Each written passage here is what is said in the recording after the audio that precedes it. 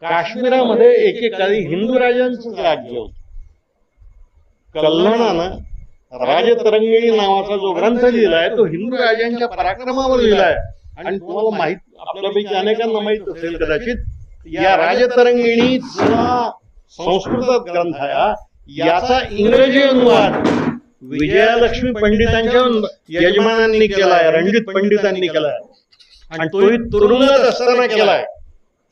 रणजित पंडित नेहरूंचे फार जवळचे मित्र होते आणि विजयालक्ष्मींचे ते यजमान असतो. तो पहिले राजे हिंदू. त्यानंतर काश्मीरामध्ये बौद्धांचा प्रवेश झाला आणि सबंध काश्मीर बुद्ध झालं. आणि बुद्धाच्या मूर्ती काश्मीरामध्ये, काश्मीरातच नाही तर थेट अफगाणिस्तान पर्यंत गेल्या. तालिबानांनी परवा तोफा